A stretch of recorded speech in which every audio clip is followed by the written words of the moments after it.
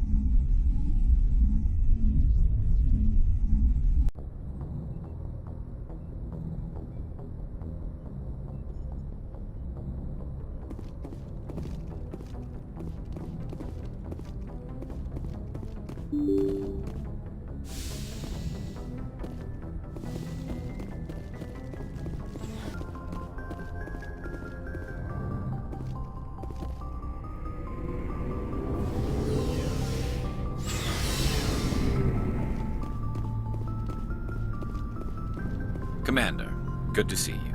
You've been with C-Sec a while. Have you seen much action? Well, not as much as you, but yeah, I've seen some interesting things. I bet you have. Anything in particular that stands out? I remember this Solarian geneticist I was sent to investigate. That case was a bit disturbing. What happened? Why were you investigating him? I was tasked with tracking black market trade on the Citadel. Most of it harmless, nothing I needed to pursue. But during the course of my investigation, I noticed an increase in the trade of body parts, organs mostly. We usually get a few of those, but not the numbers I was seeing. We weren't sure if there was a new black market lab or if some freak was harvesting organs from citizens. You've seen this before on the Citadel? Every so often, some lab sells unwanted parts through the black market, but they're not as bad as the psychos. I remember this one L-Corps diplomat we caught in my first year on the job. He was hacking people up and selling their organs, had the station in a bit of a panic. But this case wasn't that clear-cut. Turns out there was more going on than we first realized. So how did you figure out what was happening? First, we got a hold of a sample and ran DNA tests. The weird thing was, the match led us to a Turian who was still alive and was very convinced he'd never lost his liver. After a bit of digging, I discovered this Turian worked briefly for Dr. Salion, the geneticist. So I went to his lab hoping to find evidence of cloned organ development, but there was nothing. No Solarian hearts, no Turian livers, not one Krogan testicle. You're kidding, right? Why would anyone want Krogan testicles? Some Krogan believe that testicle transplants can increase their virility, counteract the effects of the genophage. It doesn't work, but that doesn't stop them from buying. They'll pay up to 10,000 credits each. That's 40,000 for a full set. Somebody's making a killing out there. What'd you do about the geneticist? I brought in some of his employees for interrogation to see if I could get them to talk. While I was interviewing one of them, I came across something suspicious. You mean threatening? Was that really necessary? Maybe, maybe not. Either way, it paid off. One of my detainees started bleeding profusely during the interview. We offered to patch him up and he got frantic, freaked out.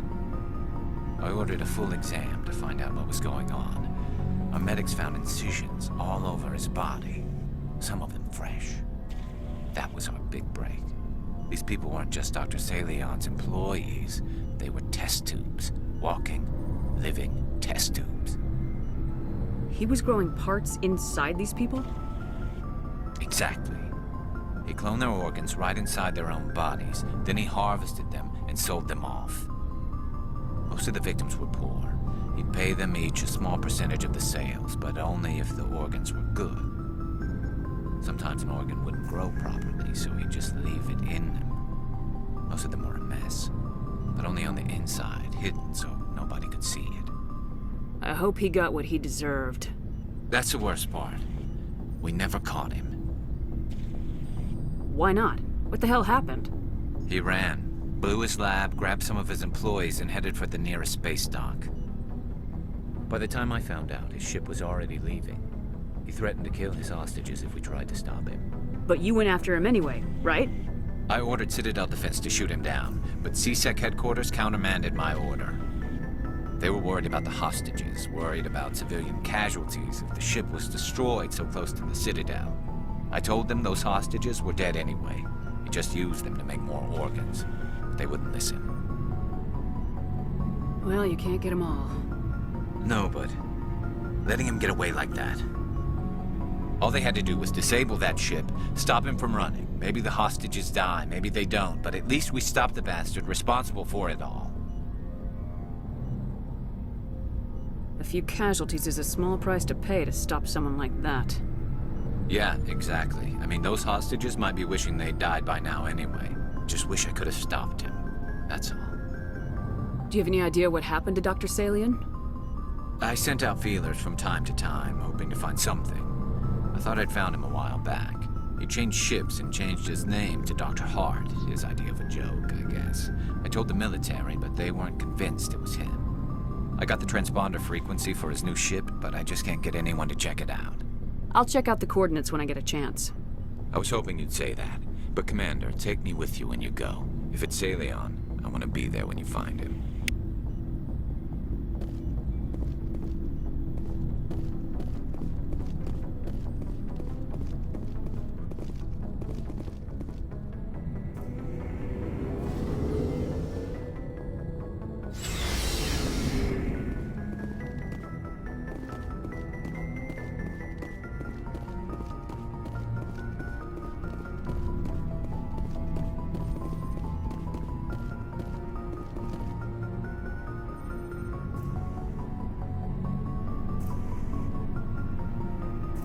Anything you need, Commander? I wanted to see how you're dealing with Ash's death. Dealing, ma'am. Sorry for anything I said back there. Adrenaline. I don't like losing people either, Alenko. I've served for years, but never lost a soldier under my command. Not to hostile action, anyway. If you don't mind my asking, how did you deal with the losses on Akuz? It was my job to get everyone out safe.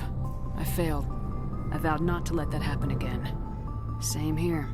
I'll remember her, and I'll do better for her. Yeah, I guess that's all we can do. Thanks for the advice, ma'am. What's your opinion on the last mission?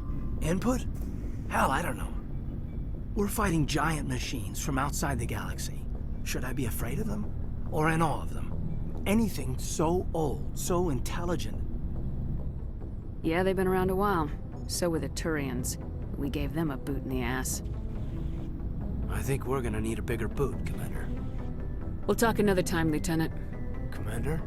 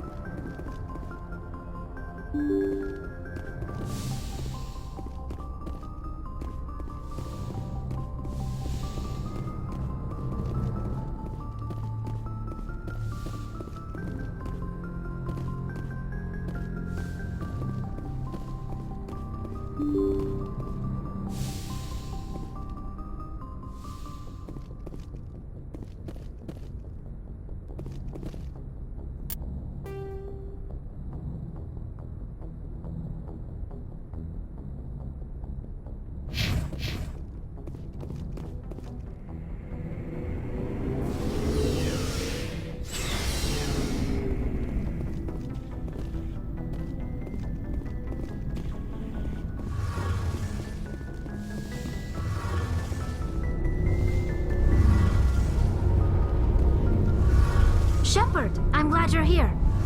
Good to see you smiling again, so to speak. I'm sleeping much better now. I guess I'm getting used to how quiet your ship is. I still think a lot about my pilgrimage, though. I know Steren's our top priority, but with all the worlds we go to, I was hoping to find something to bring back to the flotilla. We've still got a long way to go. You'll find something to take back. Yes, but it cannot just be some derelict ship my people can use for salvage. It has to be more than that. There's a lot expected of me. What's so special about you? It's my father. He's the senior member of the Admiralty Board. He's one of only 5 people who can overrule the decisions of the Conclave for the good of the migrant fleet. My father is responsible for the lives of 17 million people. Our entire race is in his hands, and I'm his only child. So are you some kind of heir to the Quarian throne or something? No, it doesn't work that way. My father's position isn't hereditary. I'll probably never serve on the Admiralty Board myself. Officially, I'm just the same as any other citizen, but it doesn't work that way in practice. People have always treated me differently because of who my father is. You must get all kinds of special privileges. I probably had it easier than most growing up, but it's not all good. People like my father have enemies, and they're not above using me to get to him. That must be tough on you. My people place a high value on family and ancestry. There's an unspoken expectation that I'll live up to my father's example. Everyone's waiting for me to do something great on my pilgrimage, something that will forever change our lives for the better. If I don't, it's like I failed, and that reflects badly on both me and my father. The work you're doing here is more important than anything any Quarian's ever done before. Yes, I know. But you have to understand Quarian culture. We're a very insular society. The events beyond the flotilla don't much matter to the average citizen. Our greatest dream is that one day we'll return to our homeworld and drive out the Geth. But even if we stop Saren, that's not going to happen. There's still millions of Geth behind the veil.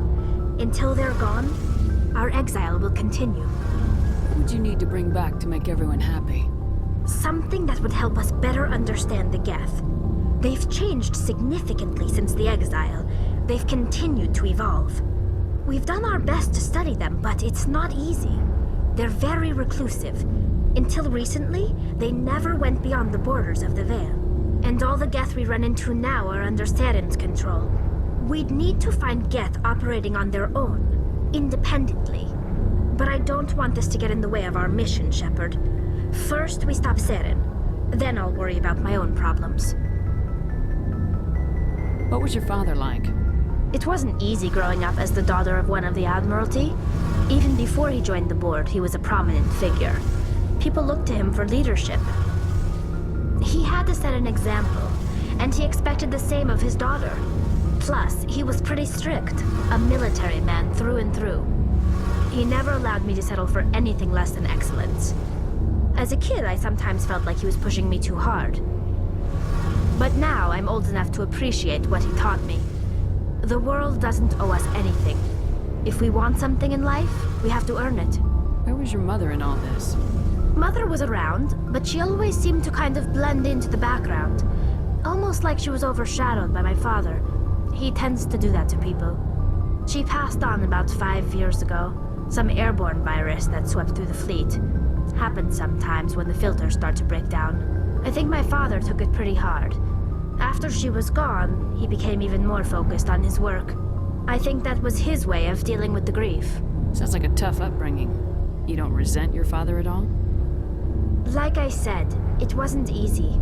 My father's not the kind of person you bond with, and he wasn't around all that much. Too busy. People counted on him, and he took his duties seriously. Even when he was around, he always seemed a bit distant. Like his mind was always somewhere else. Come to think of it, I can't ever remember seeing him smile. Not once. It's like he was always weighed down by all that responsibility.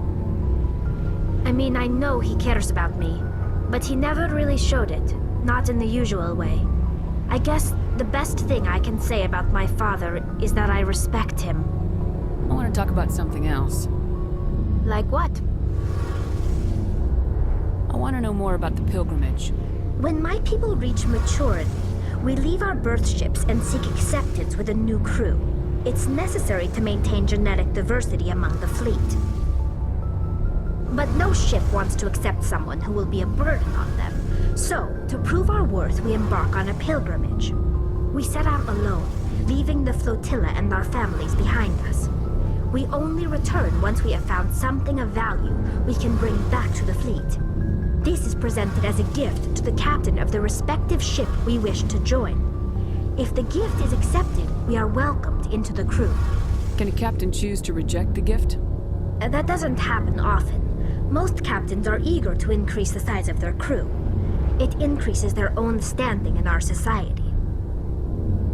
Even when a gift is not particularly valuable, the captain usually accepts it out of a sense of tradition. However, there is a stigma to presenting a substandard gift.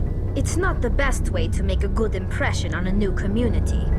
Most pilgrims don't return until they find something worthwhile.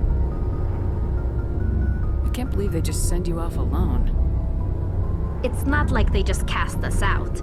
Before we leave, we are given lessons in how to survive outside the flotilla, and given gifts to help us on our journey.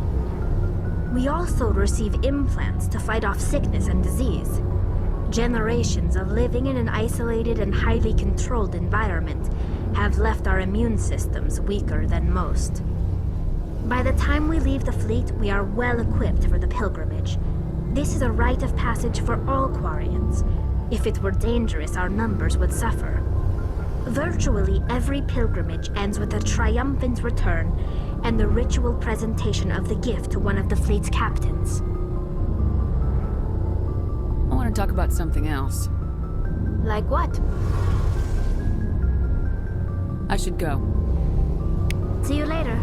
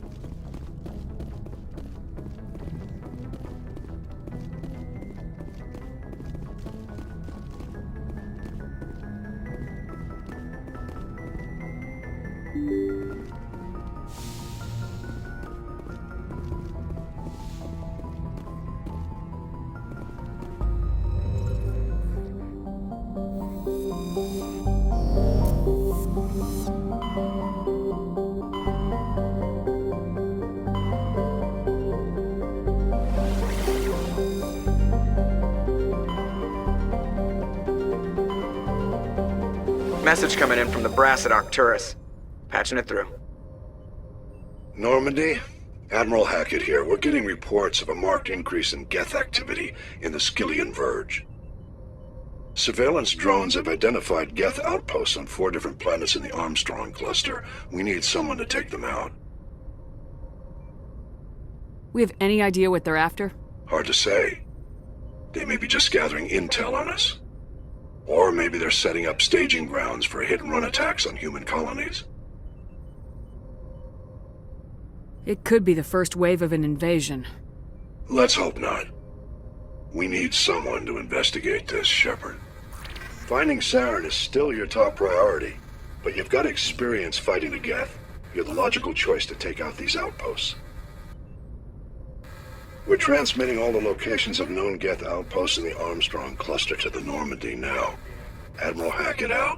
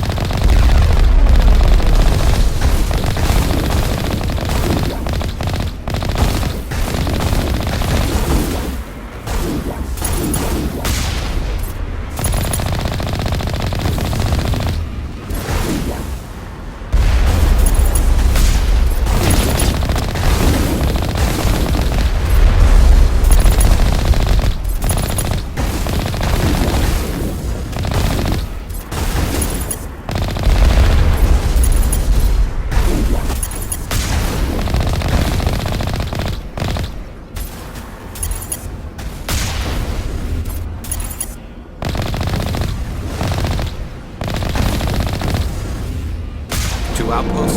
Done. We're halfway there.